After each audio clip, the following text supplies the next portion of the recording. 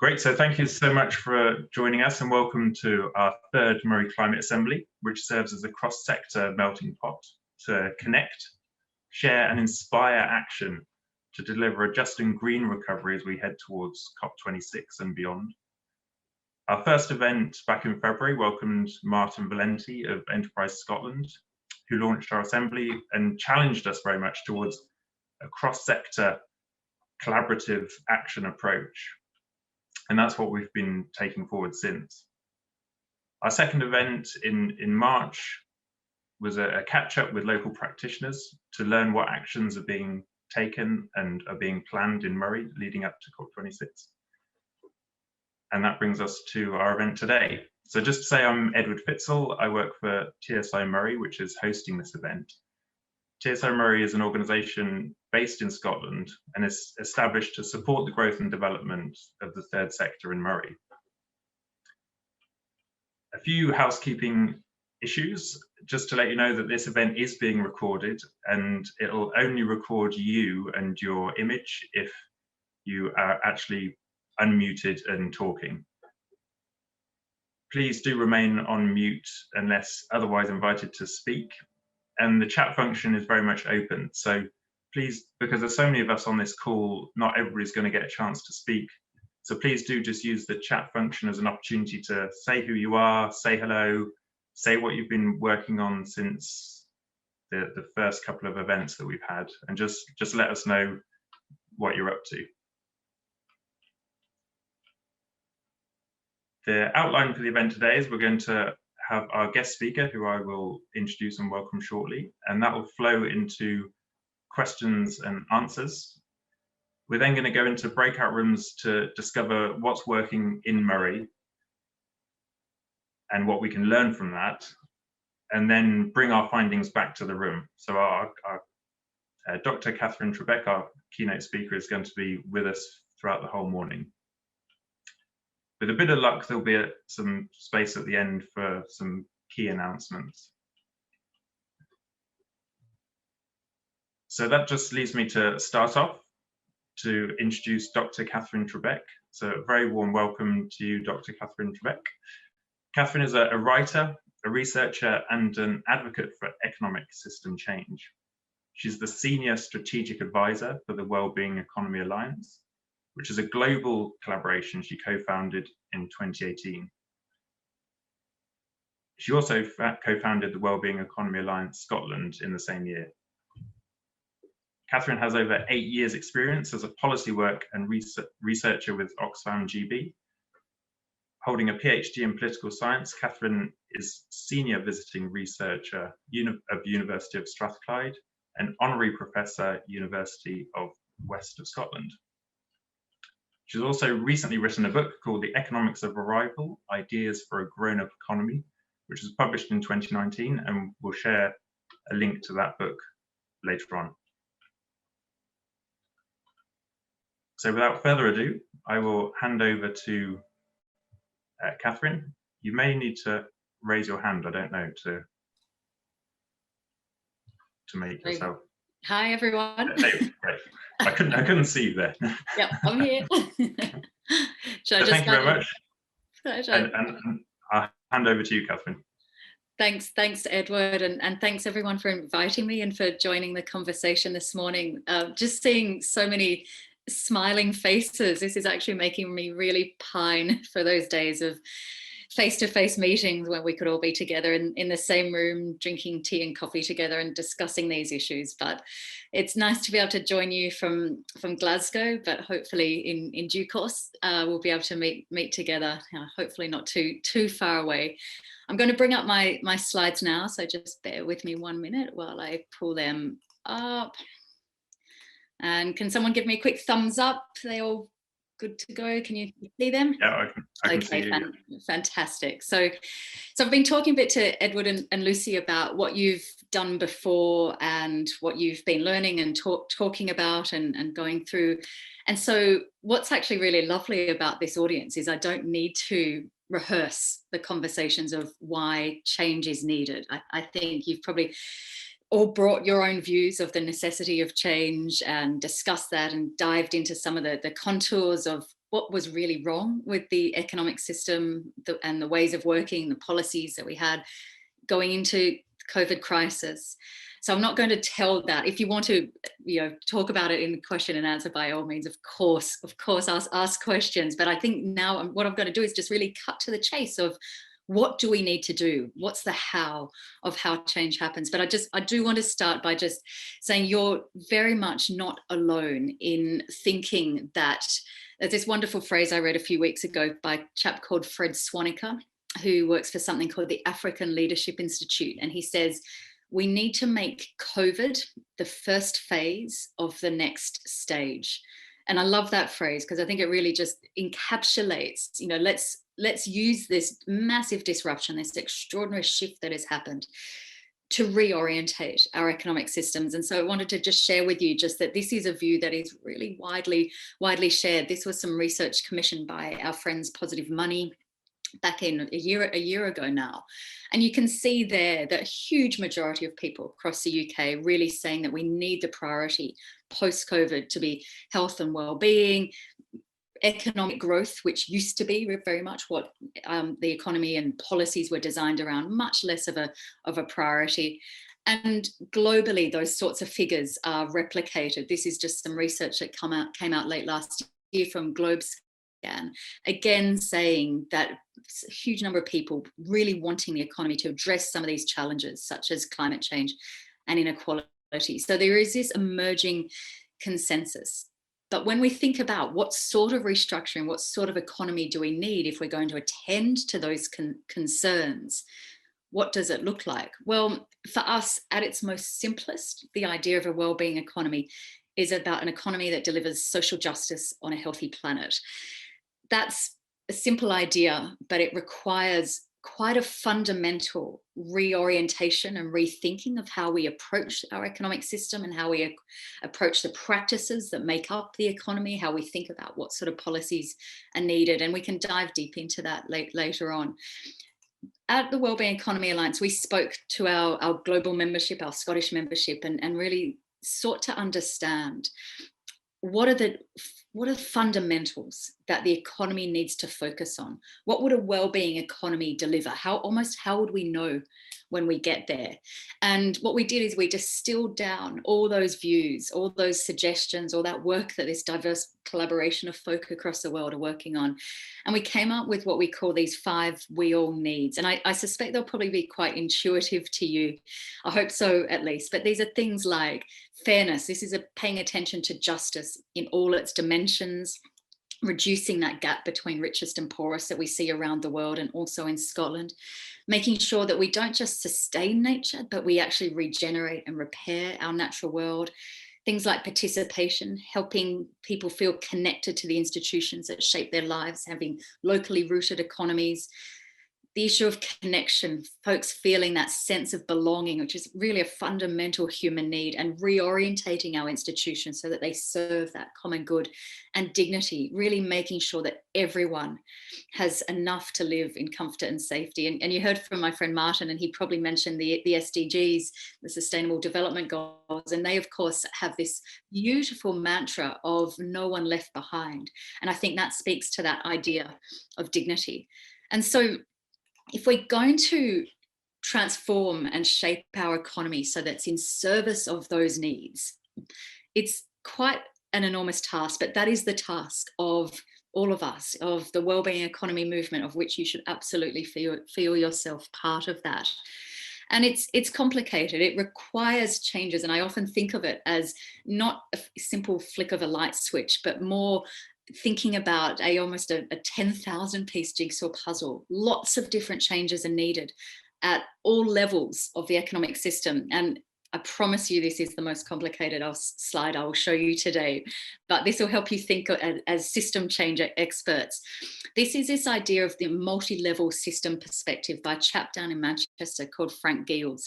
And this is something I found really helpful to understand what it is we're dealing with when we're trying to make a dent on the way the economy operates.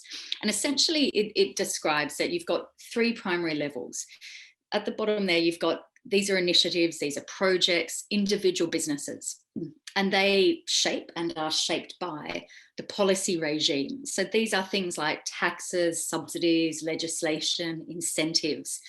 And the policy regime, of course, is influenced by narratives around what the economy is for. Is it just about faster GDP growth, for example? What sort of technology is out there, the nature of the environment? But that is in turn shaped by initiatives. So there's this interaction between all layers of the system. The important message why I show you this is that we need action and attention at all levels. So projects, different ways of doing business matter. Looking at what sort of policies are out there and how they support and lay the groundwork for more positive changes at the practice level is important. But also paying attention to that big macro question of, what's the economy for? What's the goal of the economy? Who's winning and who's losing out of the way we set up our economy? All of those sorts of questions and perspectives matter. So this will helpfully plant some seeds in terms of, you know, thinking like economic system change thinkers. But it's important, I think, just to realize how the contribution of action at all different levels of that picture really matters. And so part of the key question, if we're really thinking about the purpose of the economy, is a shift in mindset away from being sort of obsessively focused on faster economic growth. We've got an economic system in places like the UK and pretty much all countries around the world where our economies are designed for and dependent on economic growth as measured by GDP. In a wellbeing economy, we need to almost flip that on its head and say the economy and growth needs to be in service of those higher order goals, things like dignity, connection, nature, fairness, participation that we talked about earlier. And so that mindset shift requires us to be fair weather friends of growth rather than its ever faithful followers. So growing what's important when it leads to fulfillment of those needs, rather than just constantly assuming you grow the economy and everything will be fine. And that requires us really, and this to me is, I think, one of the big questions Scotland needs to wrap its head around, the difference between means and ends. So often we talk about growth and GDP as an end in and of itself. And yet actually it's not. What we should be thinking about, what's the end that we really need? And sometimes GDP growth might contribute to that in certain circumstances, but other times it may not. And actually it hasn't in many cases in previous decades.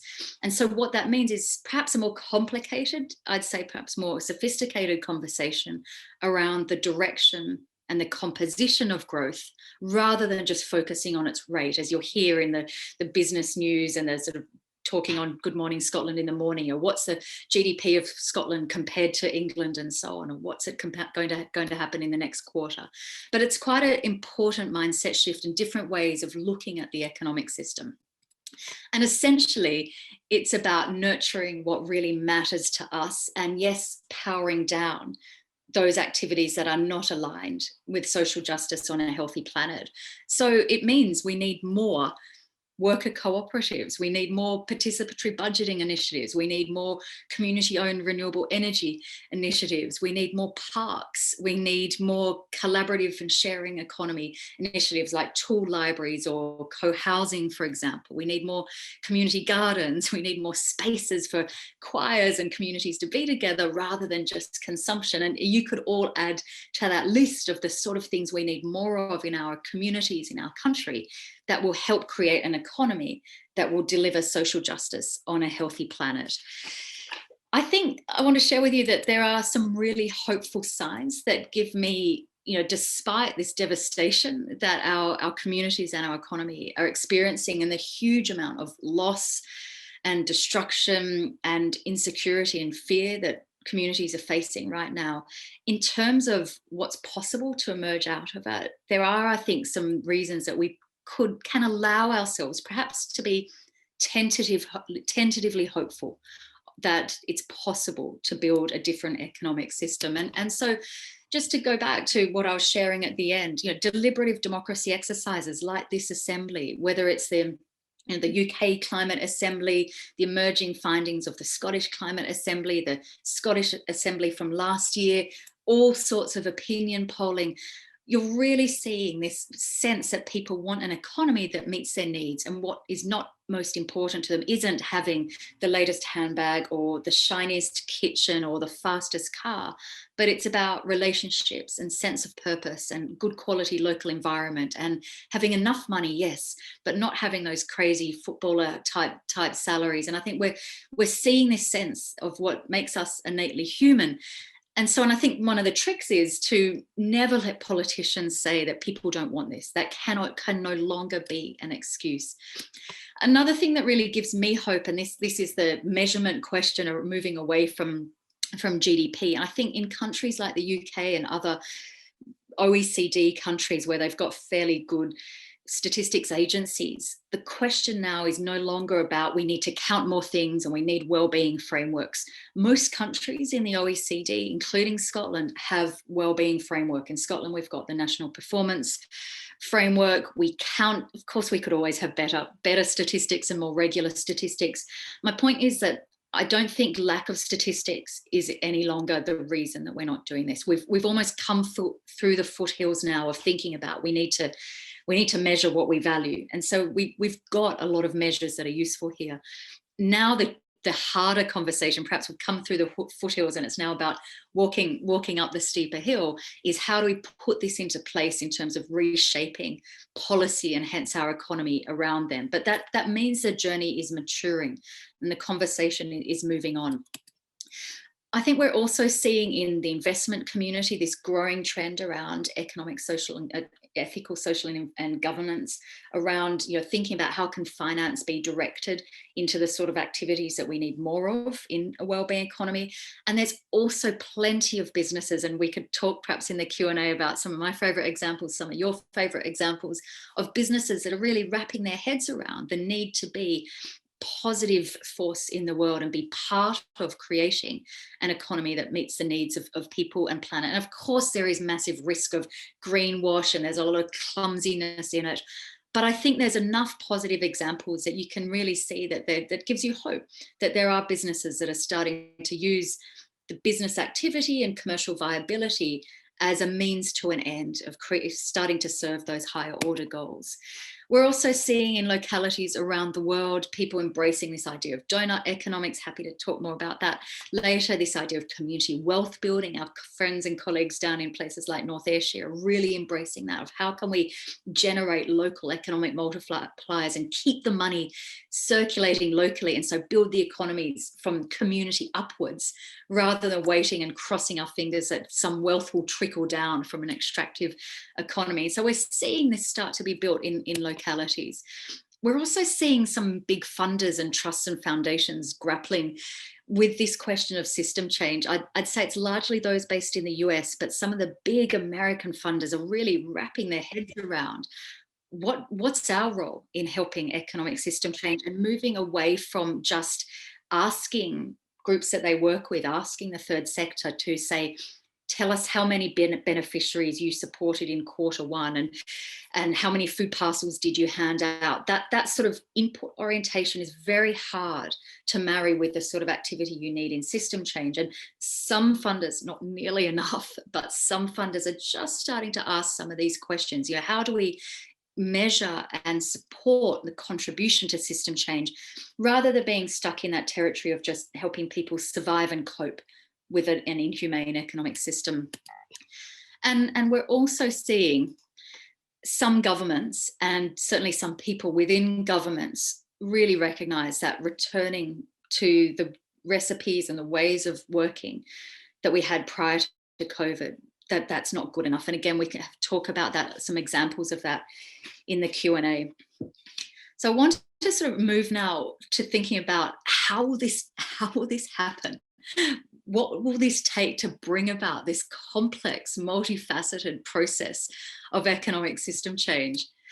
And for us at the Wellbeing Economy, and also building on a lot of experience of system changing, there is something so important about supporting the pioneers. And we're going to talk about this later, that you will see across Moray amazing examples that perhaps in microcosm are a chink of light, that a different way of engaging with the economic system, a different way of doing the economy is possible. And we need to nurture and support and have their backs, because so often it's quite lonely if you're going against that system. And so the other aspect of bringing about change is supporting pioneers, but also collaborating. And to be honest, the Wellbeing Economy Alliance was really created out of a faith and a sense that we will only have a chance at transforming our economies if we don't collaborate like we've never collaborated before. And so, the days of splintering and arguing over small differences, and dare I say it, that circular firing squad of critiquing those who you should be working with,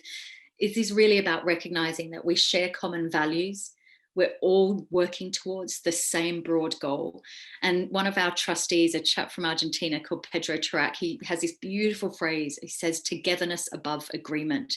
And that's what we need to wrap our heads around. And it's okay to have differences around the margins and around the detail and around the emphasis. But I think it's time to really remember that so many of us have this sense of these common goals. And so this is about working across sectors. This is about reaching out to people and coalitions and actors that you may not have worked with before, and being inclusive, because no one can do this on their own. We need to collaborate and work together. And I want to just dwell a little bit on this slide, because I think it's a really important analysis of the sort of activities and the sort of skill sets that are required to bring about economic system change. It's described as a map of the tribes of the new economy. It was created a few years ago by a guy called Jules Peck and his colleagues at something called the Real Economy Lab. And essentially what he's done here is set out, these are all the different contributions that we need to economic system change. And I often share this, particularly with students who are really thinking, well, I want to go into this world and I want to be part of this movement and I want to be part of this work, but I don't know where I fit. And I think this slide, this image, this map is so important, because it reminds us that there is a place for everyone. There are all sorts of different skill sets, whether you're someone who comes with that vision and really champions and inspires different audiences, or whether you're someone who helps protect that and pin that down, whether you amplify other people's work so others are inspired and replicate what's going on, whether you're someone who spreads ideas, a propagator, whether you're someone who can facilitate events like this and bring people together and host deliberation and dialogue, whether you're someone who helps hold and stabilize some of these new ways of doing things. There's all sorts of different activities, and I encourage you to maybe grab a quick photo of this picture, or we can share slides later, because I think this is something, when you're thinking in your own lives and in your own work and in your own community involvement, what can I bring to this? This will help, I hope, give you sense that there's, whatever your skill set, whatever your personality, whatever your sphere of influence, there is absolutely a role for you there. I want to share with you just some thoughts that are emerging in my mind, really around how do we create a wellbeing economy in terms of sort of thinking like a wellbeing economy change agent. So you've got the sense now of the multi-level system perspective, you've got a sense of the different contributions. How do we go about creating that wellbeing economy? And this is just the beginning of a list, and perhaps maybe we'll add a few to it in our conversations today. But to me, firstly, it's absolutely about leaning on incentives, really recognizing what makes people change, what drives different behavior. This is the context of people's actions. And so make sure that incentives, whether it's price signals, whether it's physical infrastructure, even just, is there enough, recycling bins for people to recycle? Just understand the context in which people's behavior emerges and make sure they are aligned with the change you're trying to bring about. This one, Surf the Silos, is one of my favorites. Donella Meadows, who's one of the world's great systems thinkers, she says people who will change the system will not be those experts who really dive deep into a narrow perspective. It'll be people who can surf the silos and dance with the system. This essentially means looking cross-sector, joining up the dots, asking why. Why are people needing more food banks even prior to COVID? Why is in-work poverty rising prior to COVID? Why are people feeling more lonely and distressed and anxious even prior to COVID? Really looking upstream and seeing those connections, not just taking things at first glance and then making those connections and linking people up. So really surfing the silos. Also take very seriously the cost of change, because if we're not recognizing that change can be disruptive, it can be expensive, people need new skills and new ways of doing things, people just hold on very understandably for what they know. And so we need to really pay attention to the costs of change and help work our way through that, whether that's as a community or as a national economy. We also need to recognize that sometimes the order and the sequence in which we seek to make change is really important.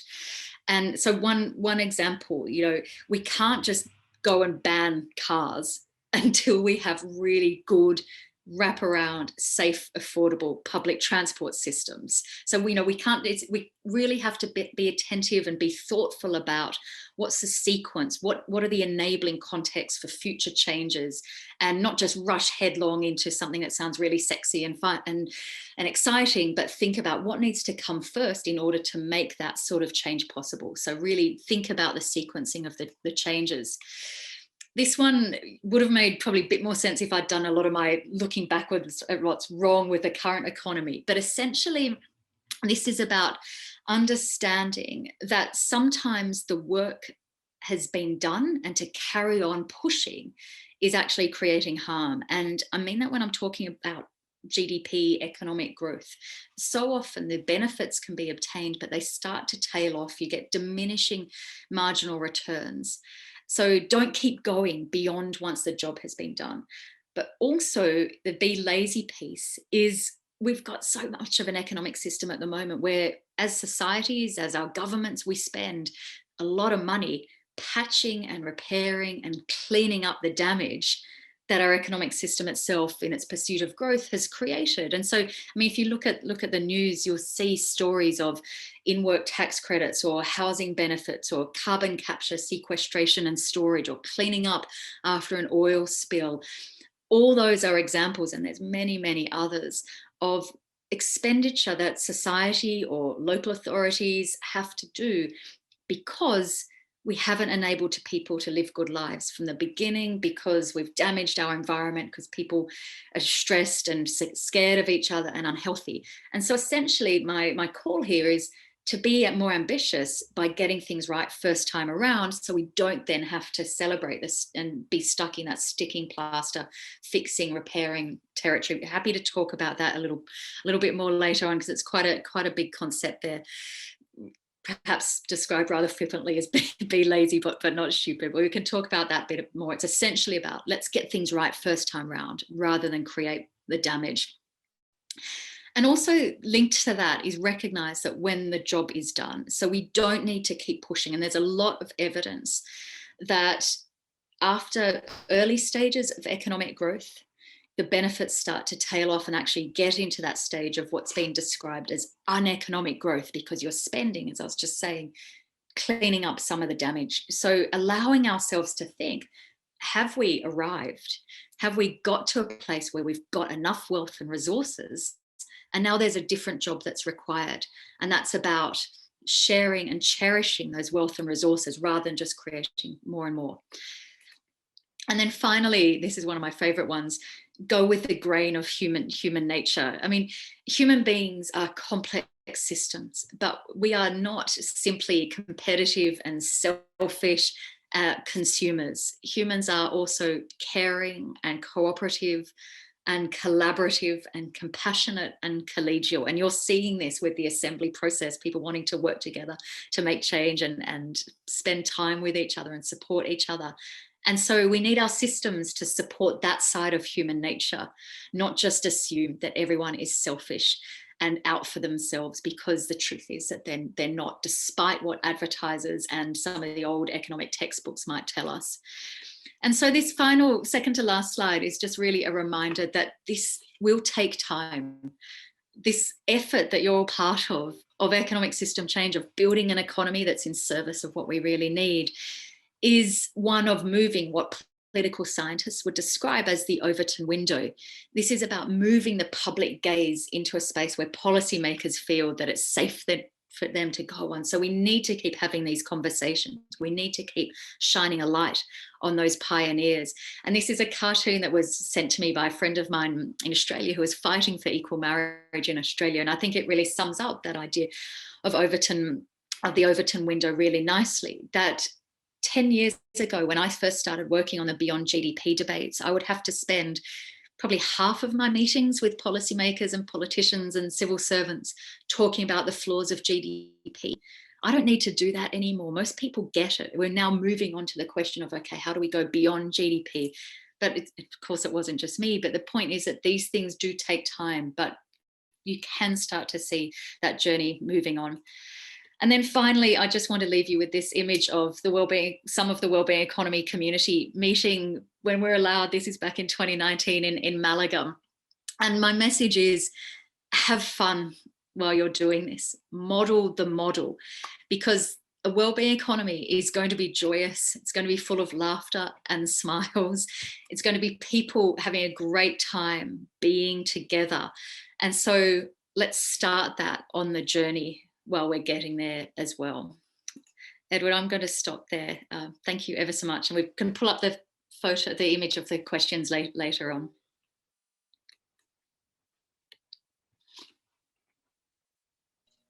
Great, thank you so much for that, Katherine. That was fantastic. Yeah, I mean, there's so much in there, and you've done a great job there to outline what you mean by the wellbeing economy in such a short space of time.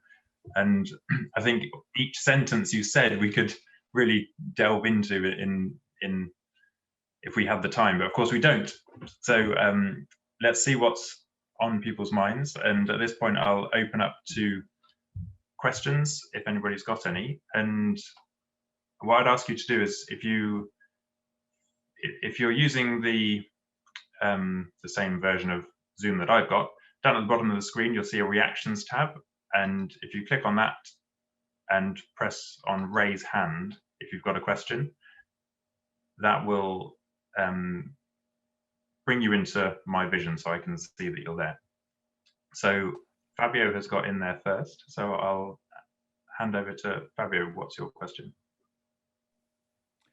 Thank you, Edward, and thank you, Katherine, and a huge thank you for coming to speak to us. I can't think of a better way for me to spend my day off than coming to this. So, and it's really repaying that. As Edward said, every sentence you said is probably enough for a conference, possibly a PhD. The bit that I'm particularly interested in finding really challenging at the moment is, how do we articulate and evidence our contribution to systems change? You were talking that in the context of funders, and for us at tsiMORAY, what we do is build capacity, and that capacity includes the capacity to imagine beyond the narrow confines of what's put in front of us by advertisers or other proponents and supporters of the system as it is. So how do we articulate that? How do we evidence that? Can you point us in some direction where we can get some resources to help us do that effectively? Great question. And I certainly don't have all the answers here. I suspect others on the call might have some thoughts and suggestions too. So please do offer your ideas. But it's a challenge that I share. And I think in my experience, so often funders they're used to measuring in a way that doesn't lend itself to capturing system change. They want to see, as I said earlier, X number of beneficiaries in Q2. And often that drives us in the direction of downstream provisioning, which of course is important. You know, there's a lot of acute need and we have to pay attention to that. So I'm not at all denigrating that. But if that's all we're doing, we'll be just stuck with humanizing the current system rather than looking upstream. And so part of the conversation is around moving from attribution, because you can count what you deliver, you can count how many food parcels you hand out. But how can we move from that attribution to taking account of our contribution? And this, I think, and it sounds like you're already moving in that direction, Fabio, this is about stories. This is about people's own narratives of what the change and how it worked. I hate to say it, but this is the territory of the sort of theory of change conversation, really thinking about, what are the different pieces that need to go into this journey and telling the story about that, but also working with those who want to see the evidence about how do we define evidence. I mean, my encouragement would be to value the story of the communities that you're working with and people's who are having these different, you use this beautiful phrase, capacity to imagine something differently, a stunning phrase, people that you're working with in those initiatives, and value their stories and their experience just as much as getting some external monitoring and evaluation expert and consultant to come in and count how many changes happen, and so really elevate the voices themselves. So it's tricky and complicated. And I certainly don't have all the answers. There's quite a few tools around that come from the social value quarter, so it might be worth dipping into some of that. And I think a few of them will be on our website, but happy to refer you to a few more. But if others have got ones that they use or other tools they use, I'd encourage you to put them in the chat there. Great, thank you so much. And I should also just say, before you ask any question, if you just introduce who you are, and if you're from an organisation, just name that. So Fabio Villani is from the tsiMORAY and on the leadership team there. So handing over to Elaine Hay. Hi there, Elaine Hay. I'm Deputy Head of Academic Partnerships at Moray College, University of the Highlands and Islands. It was a really insightful presentation, Katherine. Thank you very much for that. I just wondered, I'm one of the project leads for the Moray Growth Deal, looking at business, enterprise and innovation. And a lot of the work that I've been doing has been focused on how the Scottish Government is adapting their policies to incorporate well-being and inclusivity. So they've said that we shouldn't just be measuring GDA, we should also be looking at measures of well-being, and in relation to that, they've introduced, well, they had already introduced the National Planning Framework 3, which talks a lot about inclusivity, and I'm literally having to build that into everything at the moment. But they also brought in the National Planning Framework 4, in addition to that, which directly addresses climate change. I'm wondering what your thoughts are on these policies, and it kind of relates back to what Fabio was saying as well in terms of backing these things up with resources and things. So I think I would say, I'm tempted to say that I'm skeptical about some of these things, but then again, I know that I'm having to deal with it in everything that I'm writing. I'm having to say that I'm going to do this, that, and the other in terms of what I'm doing to support those policies. But yes, I suppose it's without the resources being there to support it, it does beg the question. So I just wondered what your thoughts were on that and how we can adapt to those things. It's a really, really good point, because if folks who are at the front line of implementing some of these nice words that we get from government are not giving the support, the capacity, the training, the tools to do them, they'll just feel like another burden that you're drowning in.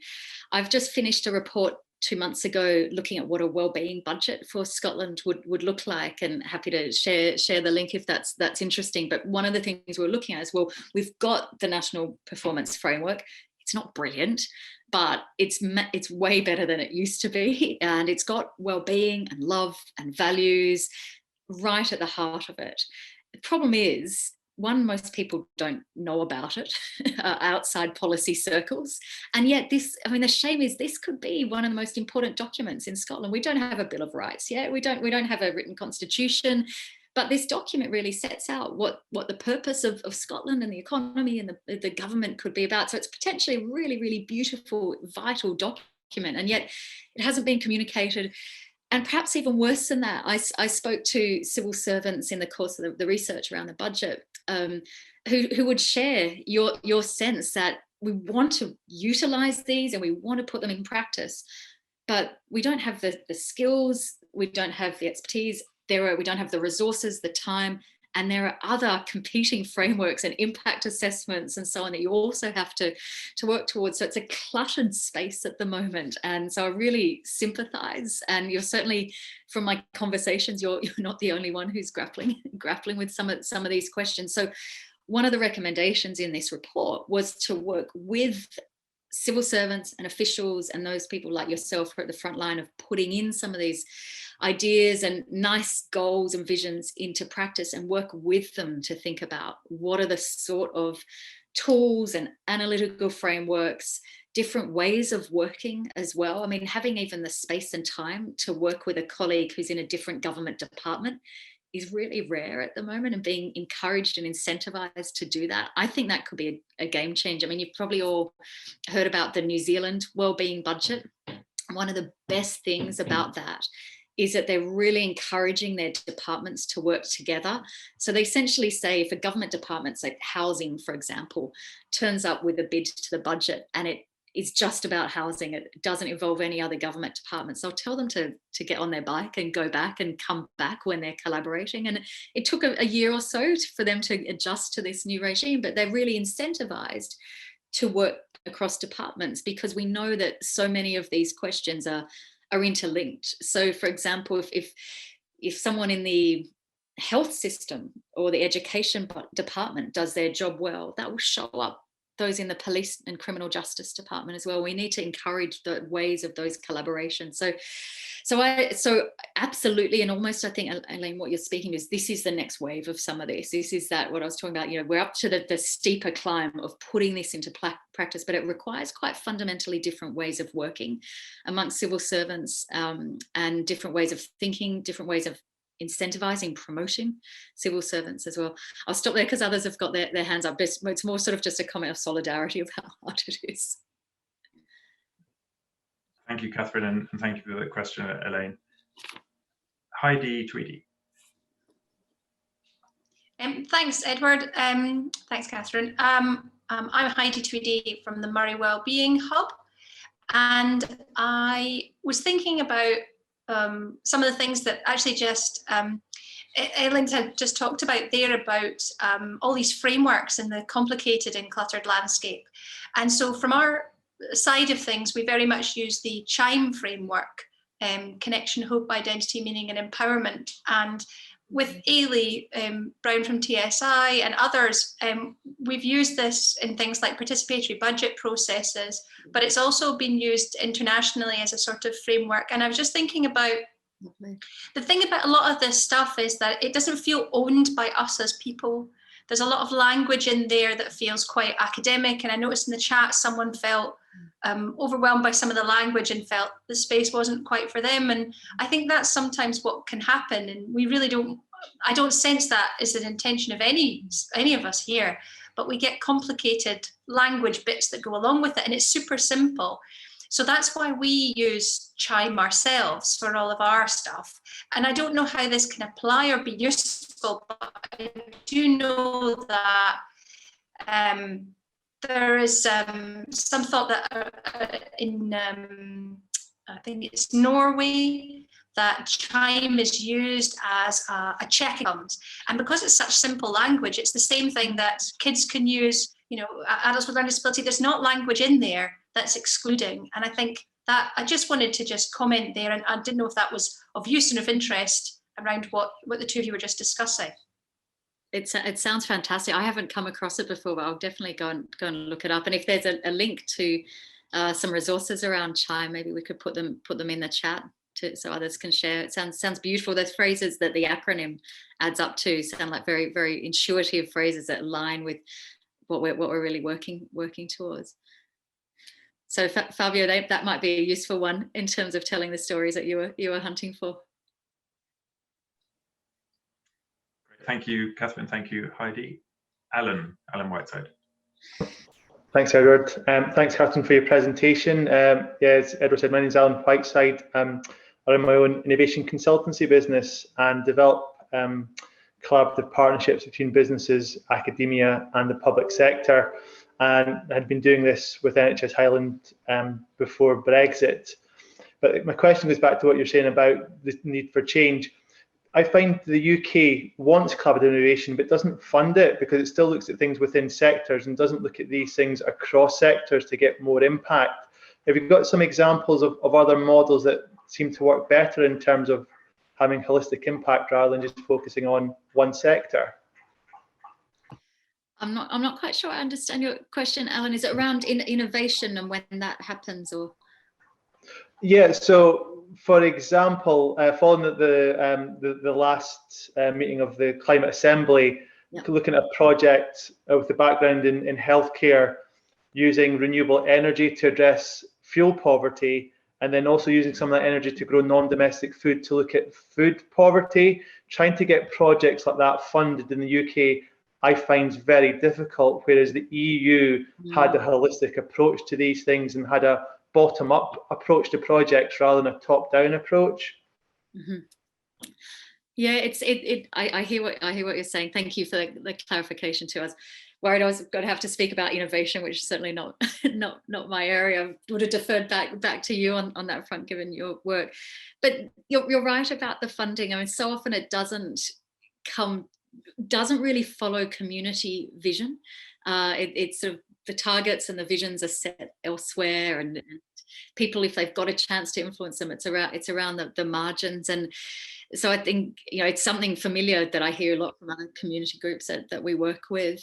I think one of the key shifts I would love to see is we move to a model almost where we see the role of government as underwriting community solutions, so that communities who know more than anyone what's going wrong, but also crucially what's going right and what some of the changes that are needed, so that they've got the safety and the capacity to put their shoulder into some of those ideas and explore some of those changes, rather than having to constantly beg effectively for money. And I mean, you will all know how hard it is, I mean, now, but also previously, for really good activities, just to get that consistency of funding, to think more long term, rather than being stuck in 6-month or annual funding cycles. And it saps so much time and resource, and also saps so much energy of folks who just want to be out making change. And so this idea of having governments underwrite community solutions, I think, is really vital. And we're seeing tiny increments in it around, we've already heard about participatory budgeting. And I think that, to me, is something that's really, really hopeful. It's not on its own going to change the world, but I think it's an important part of that jigsaw that I talked about, where you have pots of money that can be divvied up and according to what local communities, through discussion and through conversations with each other, decide is important. And I think you mentioned the Climate Assembly. I think they're good examples of taking that idea of participation and listening and learning to each other, to hopefully making policy recommendations that the government takes seriously. So we're starting to see some tentative moves in that direction, but certainly not nearly enough. And I suspect there's a lot of folks on this call who could share their stories too, of just that sort of cycle of not having enough resources to take projects in the direction that they want to. Thank you. Great, thank you, Katherine. Thanks, Alan, for the question. Joe, you've got your hand up, and I'm not going to pronounce your surname because I'm going to get it wrong. So please do say your surname as well, Joe. Yeah, it's Gagan. It's Irish. It's an anagram. I think I'm not connected with any organisation at all. I'm just here as an individual who's interested. And thanks very much for the presentation. I thought it was absolutely excellent. The question I have is that a lot of my conversations on this issue tend to be with just friends or relatives, not with people who are already involved or even signed up to the issue. And in a lot of these conversations, I find it difficult to find ways of sort of breaking ground into this in a way that doesn't just alienate them or make them think I'm speaking complete and utter nonsense. And also, I don't particularly want to lose too many friends and alienate too much of the family. So, so the question I have, I suppose, and funnily enough, I asked this question at a thing I was listening to just the other day by Caroline Lucas and Mike Berners-Lee. What advice do you have for opening up conversations with just friends, family, relatives, those that you know are probably not going to be that receptive to what you've got to say, but doing it in a way that might at least make them want to listen and not just, in simple terms, tell you where to go. I'm also really pleased to see Blair Jackson, who I don't know at all. I'm really pleased to see someone from the high school and the academy taking part on this. So I must admit, at some point, I'd love to hear what Blair has to make of all of this. So anyway, that's my question. And so I'm not aligned to any group at all. Joe, it's a brilliant question, and one that I grapple with as well. The one tip, and I certainly wouldn't pretend to have cracked this, and if others have got tips of ways of having conversations that they found useful and want to share, do offer them in as well. But one tip is just really starting where people are, and also starting with stories rather than facts and figures, because there's a lot of evidence that people won't change their mind just by hearing facts and figures, but what they relate to is stories and human connection.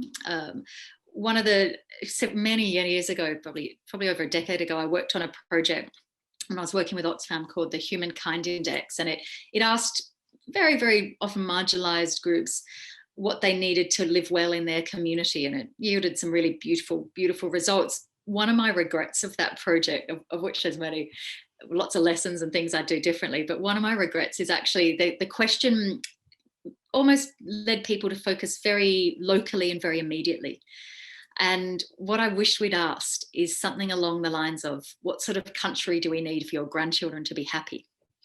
And if you start with that sort of conversation around the kitchen table or sitting in a park bench, then you're starting from probably quite shared connection. And you can have conversations around the practicalities and the details to get there, but that's more about the how rather than the what. Excuse me. So you've connected almost, and I suspect most people have pretty similar visions of what sort of country we need for our grandchildren to be happy. There's some really lovely work that's coming from the refugee support sector around how to have some of these challenging conversations. So it might be worth looking in there, and also a group called Common Cause. And we all has also recently, with our friends at Green Economy Coalition, launched a website called Stories for Life. It's stories.life. And what it is, it's created by storytellers, folks who are really expert in taking some of this sort of policy wonky language and ideas and economic thinking and systems ideas, taking them into everyday language. And so there's lots of memes and resources and products and images and a whole lot of things that you can download and use. And so I'd encourage you all, it's there as a resource, as a sort of a gift to the movement. So thanks, Pamela, for putting up there. That's brilliant. Dive into that and see if that's useful. It is a little bit London orientated, so I think we need to sort of do a Scottish equivalent and a US equivalent and a Brazil equivalent and a Ecuador equivalent and so on. But it's a start, and so I hope there might be some useful materials in there. But yeah, start where people are, what matters to them, what they enjoy, those sort, and then you can get to the crunchier stuff but it's from first principles rather than that heightened debate. Good luck. It's important. Thank you, Katherine, and thank you, Joe, for the question there. Blair Jackson, you've got your hand up there. Thank you very much for the presentation as well, Katherine. I'm Blair Jackson. I'm the Eco Committee leader in Elgin Academy. So I've taken time off school. Well, I'm studying anyway, but I'm taking time off school to come to this presentation. But it was very good, so thank you very much. Obviously, lots of my experiences come from schools, and yeah, I've got a lot of sort of experience with dealing with children in schools. But I was wondering if you've got, I don't know how well you can answer this sort of question. It's kind of a bit similar to Joe's question, in how would you connect with children? And have you got any ideas for, because as sort of you've been saying, a lot of the dialogue is quite complex and sometimes the children would just switch off. So I don't know if you've got any sort of ideas or recommendations for connecting with children and educating them, you know. So thank you very much. Thanks, Blair, and thanks for coming along, and good luck with your studies. So couple of thoughts. One, the Children's Parliament did some cracking videos with children and young people ahead of for the Climate Assembly. So on their website, you can see some of the videos, which they're amazing, just how they sort of adapted to Zoom. They normally would have, of course, been face-to-face with young folks around what they wanted out of, around the assembly, what was important to them in terms of climate and the environment and their futures. So they're probably slightly younger than you and your colleagues, but maybe for some of the younger groups in your school, have a look at them. They're pretty brilliant and fun to watch. And so you get some thoughts of sort of conversation starters as well. There's also a group called the Development Education Centre, and they do materials around ideas of sort of putting these questions in global perspective. So there's lots of resources there. Also, some of the bigger NGOs will have materials and resources around this. So I said I used to work for Oxfam. Oxfam had a suite of sort of education materials designed for teachers. So have a look at some of the NGO websites and see, and ring them up and say, do you have stuff for our school that we could utilize? Because if they don't, they really should. But yeah, I suspect a lot of them will. And I think the other piece is just sort of having those conversations around what they're hopeful for in ways that are age appropriate. So it'll be very different to say, for the year threes compared to the sixth former and A levels. But most of your teachers, this is what teachers are trained at, is really good ways of engaging their students in a way that is appropriate for where they're at in terms of their learning and their approaches. And so perhaps it's about sort of harnessing the knowledge of your teachers and their creativity to figure out what you could do as a school to come up with a vision from an Elgin Academy vision of what we want in 20 years or so, and then think you can then work through it. Maybe some of the policy studies students or the citizenship studies students could work through that and think, well, how's that work to policy and political studies? And maybe some of the geography students might be able to translate that. The science students could bring something in. So I'd work with the schools. And the other thing, again, I think would be slightly younger age group than you. It was 50 years ago, before the scientists started getting involved, scientists have been involved, but before this became sort of big public discussion, there was a children's book published that really talks about and encapsulates some of these questions by Dr. Seuss, called The Lorax. Folks, I'm sure some folks Cornelia's nodding, have read it.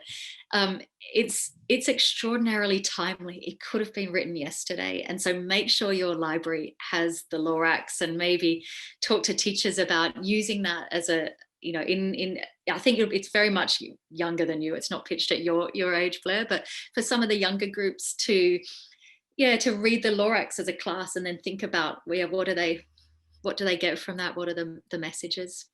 But thanks for all you're doing as you're on the Eco Committee too. I'd love to hear more about the sort of activities that you're up to. And also, as for everyone, please do feel that you're welcome to be part of the Wellbeing Economy Alliance. We've got a citizens platform where you can ask others. There's folks from all over the world, so you can ask for tips and advice and support. So please do feel most welcome to be part of that. Thank you very much. And Blair, thank you for your question and for taking the time to join us this morning. That brings us very nicely to 11 o'clock, where one of the key things about the Moray Climate Assembly is that we're trying to inspire meaningful action on the ground leading up to COP26 and beyond. So Katherine, you've very much ticked one of our key boxes, which is inspiring us to think in creative and different ways. And what we're going to do now is connect with each other and really start looking at exactly how we could start to make this a reality in Moray, and by really looking at some good examples that are already happening in our communities. So Katherine, do you want to bring up the questions and just lead us into our breakout rooms? Yeah, so you might want to add a bit of the detail of the logistics, but what we were thinking of in your respective breakout groups, just really to start and end positively by thinking about what's going on in your different communities that does you feel contribute to this agenda of having an economy that serves people and planet, or very simply, what gives you hope for the future, that you see what's going well. And then rather than perhaps diving into the specifics of the action itself, think more about what's the context, why has that project emerged? Why has it been successful? What's enabled it to come into being? Is it individuals? Was it an enlightened funder? Was it a group of people, really energetic people, just kept going? Or just think about the story of that project that you're proud of, or that gives you hope, or that you think contributes. And then from there, really reflect on, okay, are there some patterns there, and how can we take those lessons of how that initiative or that project emerged? How can we replicate that elsewhere so we can nurture others? I'll put these in the chat and paste them in the chat. But I've done that already, Katherine. Oh, brilliant, brilliant. Thanks. I'll come off share then. So we've got half an hour to explore these in groups, and what we'll do is we'll come back, and Katherine's kindly agreed to join us and hear the responses.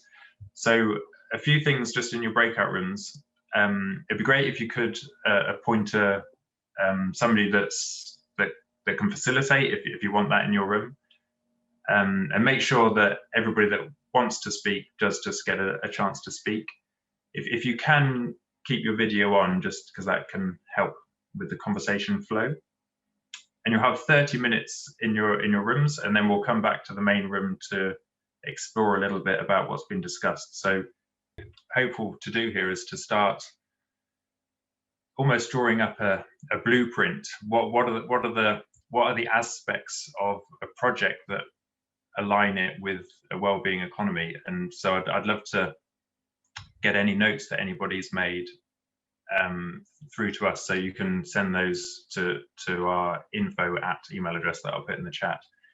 But for now, it'd be great just to get a little bit of an idea of what the conversations you've been having and ideas and thoughts that you've had. So again, if you use the reactions tab down at the bottom, and if you'd like to speak, just press raise your hand, and then I'll know that you're wanting to come in.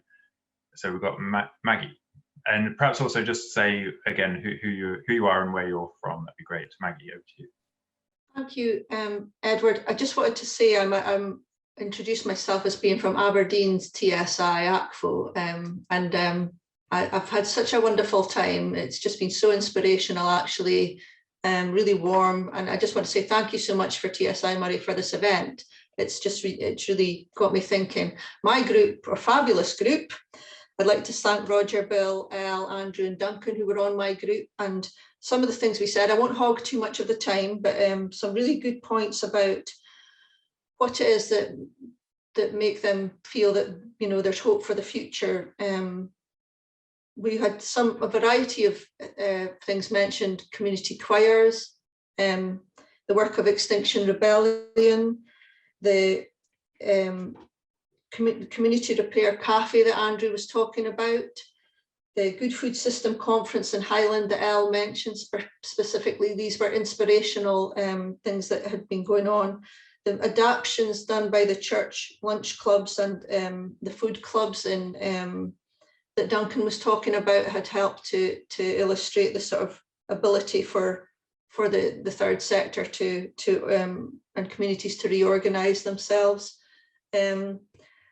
The things that they had in common, or the things that were mentioned by the group as being the most important, were the idea of surfing silos. There was a very good point put forward by a few of the group members about the idea that there are lots of active groups in the world with particular concerns, and an awful lot of those groups' problems are caused by the same system that is the problem. And I think this is what Katherine was talking about right at the start.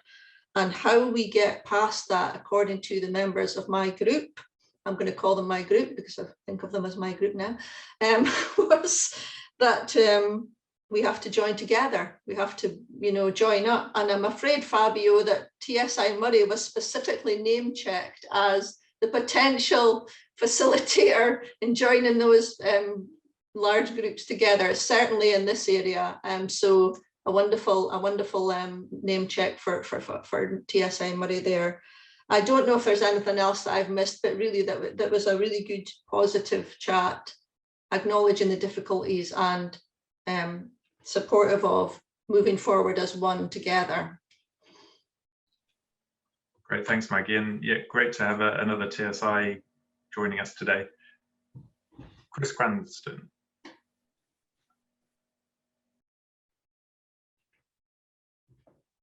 Oh, sorry, you're just on mute there if you take some. Yep. So we had a really good conversation, not so much on what's contributing to wellbeing at the moment. We've touched on the fact with the Moray Youth Team, we've got a massive injection of money from central government to try and help young people re-engage in schools. But then we started exploring Blair's Eco Committee and how that could be a starting point for something good. And yeah, it turned into a nice networking session. So really good about linking ideas and networking, looking at a networking event between schools and school eco committees to try and get a kind of inertia generated. And lessons from previous things is like making sure all the bits and pieces are in place before you start. Yeah, so you know where you're going, you know what resources you can tap, and you know where the barriers are likely to be. And the biggest thing from Dora Mickle from the Grant Foundation is making sure that generates a legacy, that it's not just about an event creating some interest, but this has to be sustainable and push forward to the future. So we kind of answered all three questions to ourselves, but probably focus more on the last one. What lessons do we learn from previous projects that we can then take forward and make something more successful in the future? Great, thanks. Yeah, I really like the idea of having a clear legacy for projects. That's great. Mm-hmm. Thanks very much, Chris. Okay, no problem. Fiona Robb. Hi, yeah, I'm Fiona Robb from Highlands and Islands Enterprise. In my group, I had Don Vass, Chair of TSI, Elaine Hay from UHI, Moray College, and Caroline Matters, the CEO of Fintorn Foundation. So we very quickly found, as a small group of people, that we were really quite connected in all the different things that we were working with. And I guess for lessons learned, we're very encouraged and hope for the future with all the really good stuff that is happening in Moray, whether that's in communities, whether it's innovative businesses, and really factors that brought this into being. Dawn gave a good example of a path that's been created between Rothes and Craigellachie, and that's really come about because of the persistence of a small group of people to raise the money to do that. And then we moved on to the potential for local growing and the really nice connection between Fintorn Foundation and Moray College UHI. So a lot of talk about community gardens. And then we asked the question, are we connected? Are all these, we know all the community gardens, and how do we know? And so again, TSI came to the fore as probably the best connector that we can use to maybe create that. So possibly even linking in with the environmental social network group as well. So yeah, the conversations to follow up. It was really good discussion. Great, thank you for that, Fiona. Fee Thompson. Hi, my group was really interesting and it was a great conversation. So we tried to answer the first question and then got sidetracked.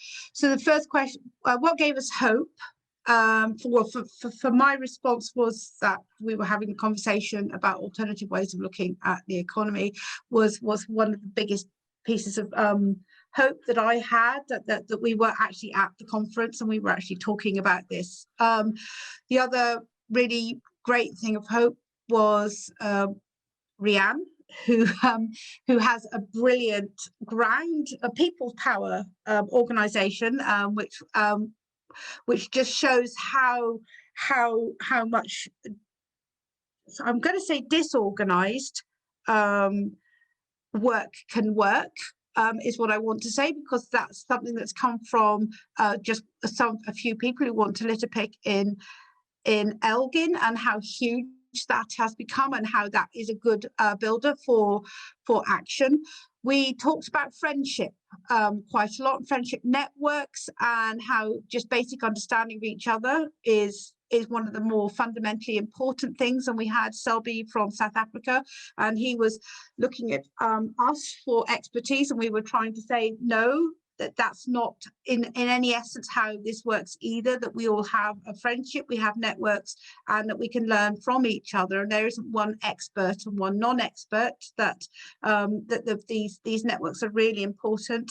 There were 2 people from Devon Projects in Huntly, which is across local authority next door, and actually where I happen to live as well, and we talked about competition and partnerships within communities, but how funding and the way the economy is described at the moment makes us competitive for what is perceived as low. There's that we have to fight for what's there, and we have to fight for our share, which in the end makes us quite greedy, and how to detach from that way of looking at the economy as something that has got the word has gone out of my head and I can't work out, but there's not enough for everybody is what always is. Yet we all know that there's way too much for everybody, but some people have more. I don't know, you know what I mean, but that idea of competition for the goods means that we won't work together because we're worried that someone else will get more than us, or that somehow if someone comes up with an idea that's similar to ours, then we won't be able to survive. So those are the conversations we had, but I think the biggest take home was friendship and cooperation is what we need to do. And thank God we're talking about it, is mine. Fantastic, thank you, Fee. Yeah, I think moving beyond a scarcity mindset, isn't it? Yeah. I think that's the word you were looking for, scarcity. Great, thanks so much for that, Fee. Fabio. Thank you. First of all, just a quick reflection on what I heard back from other groups. I'm absolutely delighted to hear a recognition of the importance of connection and the networking, and of the role of tsiMORAY in doing that. Our strapline is connected people creating change. I'm glad to hear that seems to resonate, coming up in different ways from everybody who has contributed so far. In terms of what went on in our little group, we kind of reflected on projects that we saw in our communities or were part of in our community, and tried to find that magic ingredient. What is it that can replicate that? Half an hour was way too short a time for doing that. We were barely getting going, really, when you dragged us back in, kicking and screaming. But I think some things stood out, some things we just asked the question and we're kind of moving towards addressing those questions. But the key bit was actually people seeing there is something that needs to be done and starting doing something, attracting more people to get stuck in. So some really lovely examples from Rothes to Port Gordon to Aves and Forres and Findhorn. So, but the thing actually of someone starting to deal with an issue that maybe touches them personally, and then other people in the community seeing what's going on and saying, well, I could help, or I could do the next bit. And that certainly, I think the way Louise put it was community spirit is infectious. So that absolutely resonated with me. The bit that we're beginning to ask is, how do we then link individual projects to the well-being economy. And I think one of the slides you put up, Katherine, in terms of systems and you know, how the big discourse and the policy work and the initiatives need to connect, and maybe how can we actually maximize that. The bit we maybe didn't touch on was actually the value of connectors. So I gave an example about Forest Community Woodlands Trust, which started from literally me knocking on the door of somebody and saying, should we do something to protect this bit of wood? And it's now 140 acres of community woodland in Forest, not as a result of what I did, but just of that first knock led to other people taking things forward. The bit that I didn't reflect on, and I'd like to reflect on now, is actually I then went to a marvelous woman who ran a place in the middle of Forest, and her name is Heather Shaw, and she was there as a community development person at the time, I think funded by Moray Council, and absolutely encouraged me, put me in touch with the right folks to make things happen, and connected me with other groups. And if I look back, we couldn't have got that going without that support. So that's a magic ingredient that can help connect and join the dots between people, but also between people, policy, strategies, and the bigger discourse. So I'm now moving towards one of my favorite soapboxes, so I'll stop here.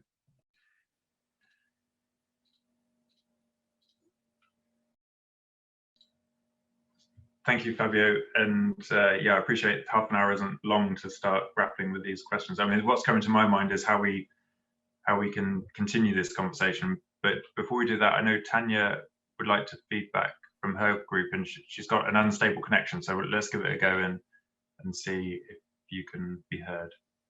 Tanya. Edward, can everybody hear me? Just somebody give me a thumbs up. Yeah, I can hear you. Yeah. Can you hear me? Yep. Okay, lovely. Yep, so our group, we had great representation across our group. We had somebody who'd had experience in the public active nature volunteer. We had Lorna Cressel from the Credit Union. We had Roy Miles from the Findhorn Foundation, Ali Rose from the Dolphin Centre, and Lucy from Third Sector Interface. Answering question 1.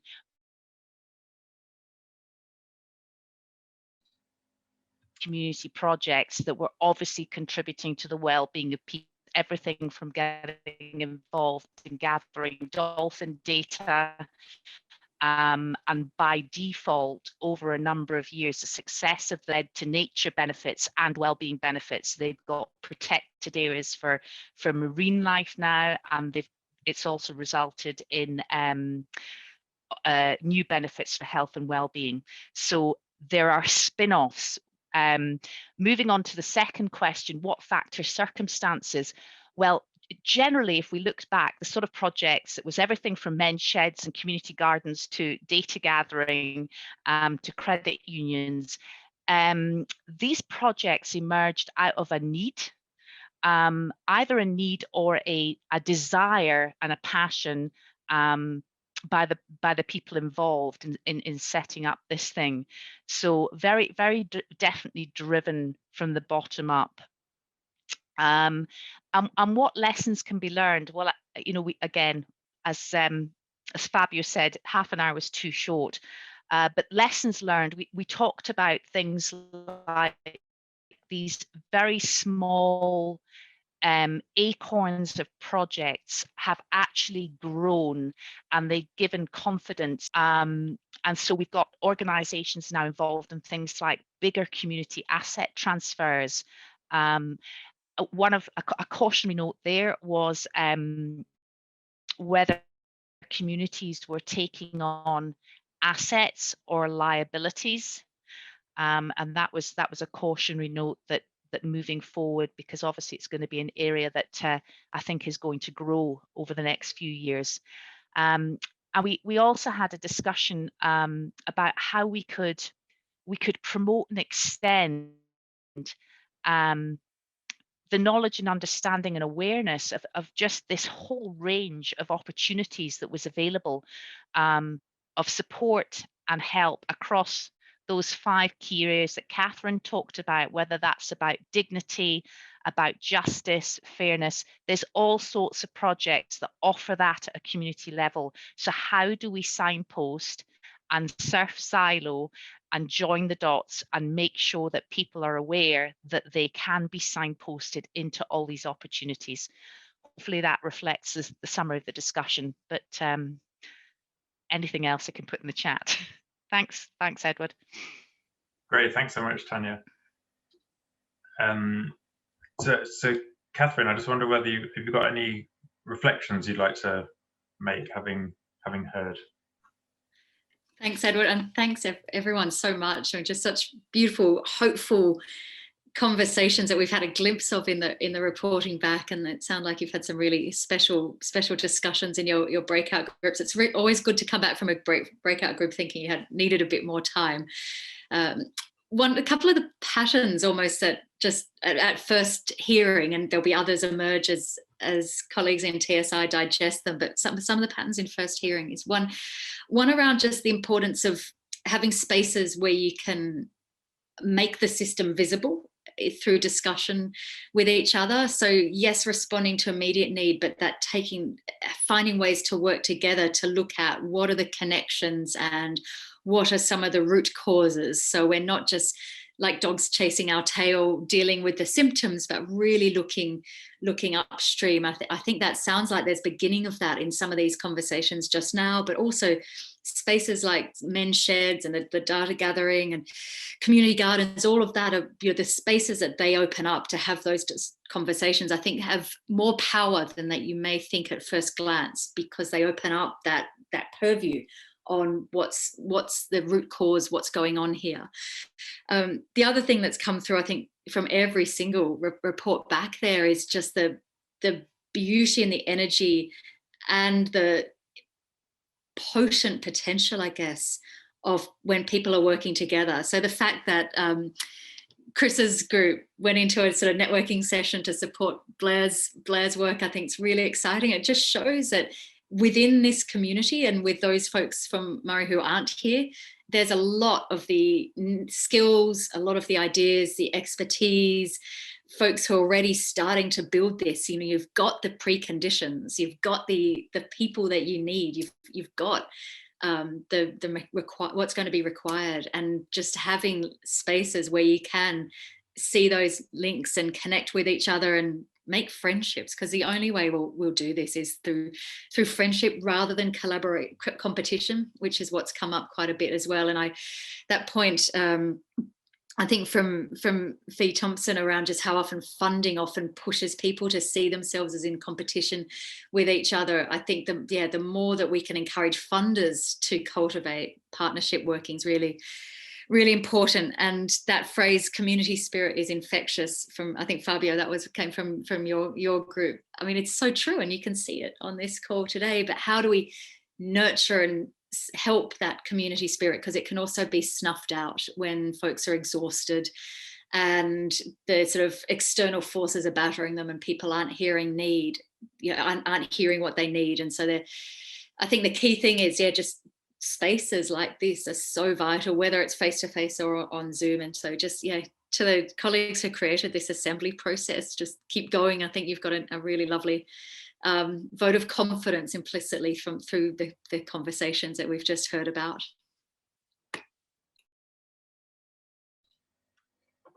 Great, thank you so much, Katherine. And that we're bringing us up to 12 o'clock. So I'll take this opportunity to start wrapping up. And I did have on the agenda if anybody has any announcements. So perhaps if you do have any burning announcements before the next assembly, then pop them into the chat. And you can also join the Moray Climate Assembly Slack channel or Slack workspace and post any announcements that you have on there. So Katherine has very kindly joined us today by donation. So if anybody feels drawn to support Katherine's work at the Wellbeing Economy Alliance, then you're very welcome to make a donation and hopefully Lucy will put a link to the donation page in the chat. You can also purchase a copy of Katherine's latest book, which she's co-authored. It's called The Economics of Arrival, Ideas for a Grown-Up Economy. I've downloaded it and started reading it, and it's a really fantastic read. And yeah, I'm really excited to understand the concepts there and to bring that into the ongoing conversations that we have in Moray. And Katherine, you touched on it briefly earlier, but perhaps you just want to explain how people could get involved in the Wellbeing Economy Alliance if they're interested to do so. Sure, just for everyone to feel very welcome to be part of WEAL. There's a Scottish iteration, and then there's a global piece, of which you join one, you're automatically a member of the other. And it's a group of really diverse folks who are connected by the sense, one, that we need to change how the economy operates, but also that they want to work together to bring about that change. So please do just know that you're welcome if you share those views. And weal.org/members, and you'll be able to get involved that way. We've got regular talks, members calls where you can meet each other and share. You know, folks can ask for help on things or suggest ideas, and there's lots of ways that you can get involved in that movement. So yeah, just please do know that you're really welcome to be part of that.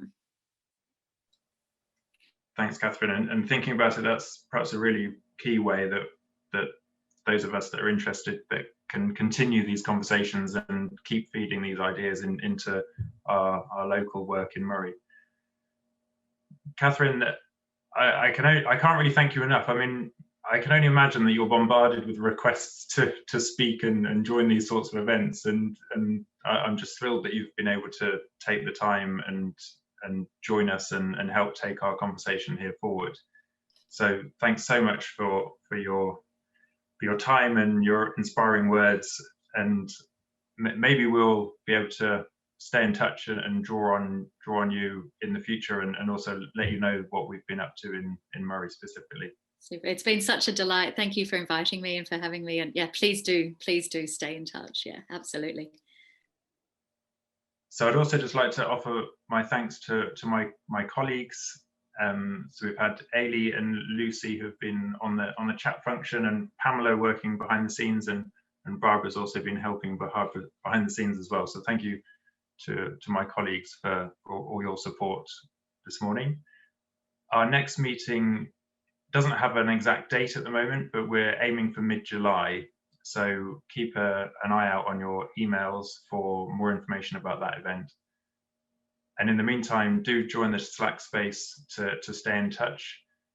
Share your ideas, share the work that you're doing, share any information you have, and let's keep the ball rolling as we continue to move towards COP26. And yeah, lots of exciting work to do. So thank you so much for taking the time to join us today, and we'll see you again soon.